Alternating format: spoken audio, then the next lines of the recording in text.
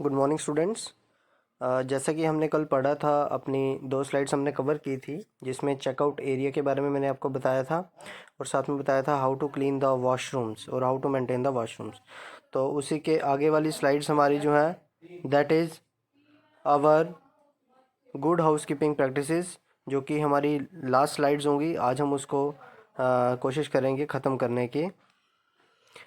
तो आज का जो टॉपिक है that is good housekeeping practices, मतलब कि आपने कौन कौन सी चीज़ों को ध्यान में रखते हुए अपनी हाउस कीपिंग को बिल्कुल अच्छे तरीके से करना है।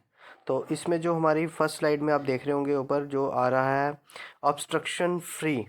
ऑब्स्ट्रक्शन फ्री का ये मतलब है कि कोई भी किसी चीज़ की, जैसे कि मतलब कि वो उसमें कोई रुकावट नहीं आनी चाहिए। अब जिसमें पहला पॉइंट जो है वो लिखा हुआ है डू नॉट लीव मर्चेंडाइज और other items in walkway corridors on the sales floor.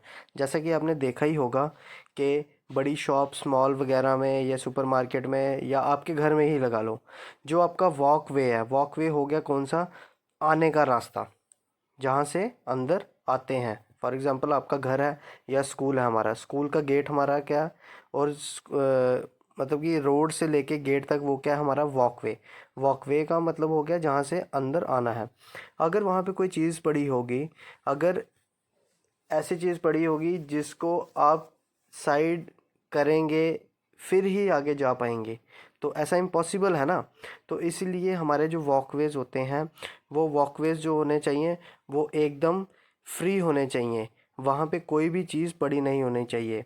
अब यहाँ पे आपको देखो, फर्स्ट फ़ोटो में ही आपको दिखा रहा हूँ मैं नीचे कि यहाँ पे एक सुपरमार्केट में एक शेल्फ बॉक्स है। शेल्फ बॉक्स पे देखो कैसे सामान रखा हुआ है और उसका रास्ता देखो बिल्कुल साफ़ है, वहाँ पे कुछ नहीं ना पड़ा हुआ। तो यही मतलब होता है कि जो आपका रास्ता होता है वो एकदम साफ़ होना चाहिए, वहाँ पे कुछ भी नहीं पड़ा होना चाहिए जिससे हमारे कस्टमर को दिक्कत हो वहाँ पे चलने में या अपना सामान लेने में।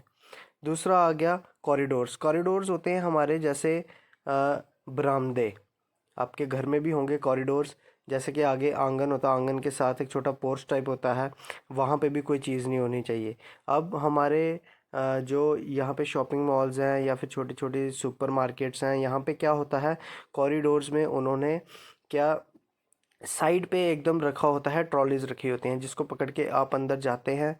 For example Vishal mega market ही अगर आप रजौरी की बात करें, वहाँ पे कभी जाएं तो वहाँ पे आप देखिएगा कि लेफ़्ट साइड में जैसे ही अंदर जाते हैं, लेफ़्ट साइड में उन्होंने ट्रॉलीज़ वाला रखा होता है। ट्रॉलीज़ आप लेके अंदर जाते हैं, अपने सामान को पिक करते हैं और अपनी ट्रॉली में डाल के सीधा आप चेकआउट एरिया में आके बिलिंग करवाते हैं और बाहर आ जाते हैं। तो इसमें आपको कोई दिक्कत नहीं होती, आपका टाइम भी सेफ रहता है, वेस्टेज नहीं होती है टाइम की।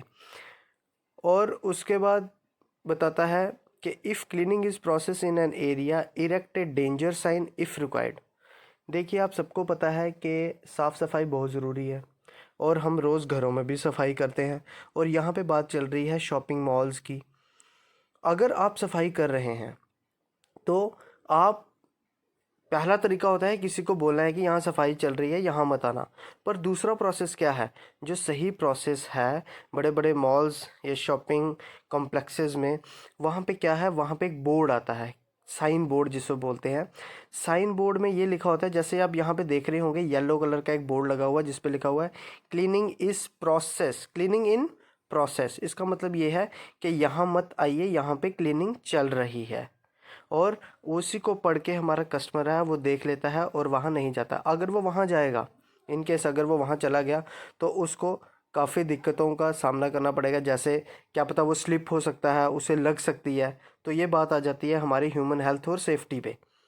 तो इसीलिए जब भी आप सफाई करें या कोई कर रहा हो सफाई, वहाँ पे देखिए क्या ऐसा साइन बोर्ड लगा हुआ है। अगर नहीं लगा हुआ है तो आप जा सकते हैं, और अगर नहीं, अगर लगा भी हुआ है उसको देख के आप वहाँ पे मत जाइए, क्योंकि उसके साथ कोई भी, आपके साथ कोई भी दुर्घटना हो सकती है।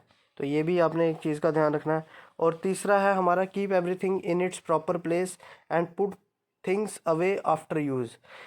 जब भी कोई चीज़ आपने यूज़ करनी है या फिर कोई कस्टमर कोई चीज़ लेता है, आपके पास बिलिंग काउंटर पे आता है, वो कहता है ये निकाल दीजिए, मुझे इसकी ज़रूरत नहीं।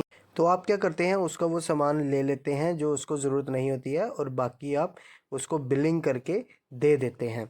तो आपके पास वो जो सामान आया, अब उसको आपने क्या करना है, अपने सेल्समैन को बुलाना है या जो वहाँ का हेड होगा, जो जो उस शेल्फ के लिए आपने रखा होगा, कोई भी पर्सन, तो आपने उसको वो दे देना है ताकि वो उसको उसकी सही जगह पे रखवा दे फिर से।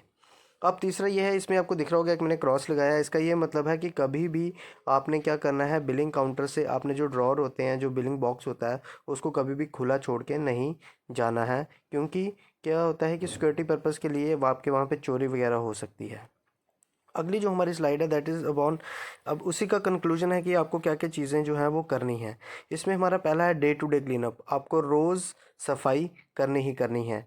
प्रॉपर स्टोरेज ऑफ मटेरियल, जो भी आपके वहाँ मटेरियल है मॉल्स वगैरह में, उसको प्रॉपर स्टोर करके रखना है।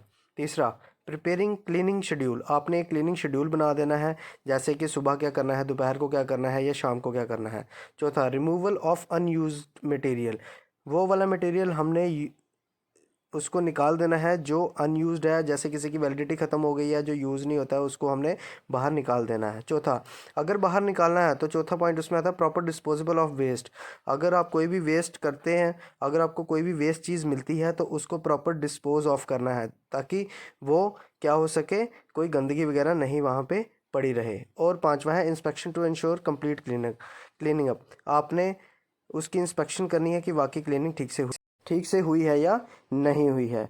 सो स्टूडेंट्स, ये था हमारा सेशन नंबर 1, हमारा कंप्लीट हो चुका है, जिसमें हमने हेल्थ हाइजीन और सेफ्टी के बारे में सीखा हमने।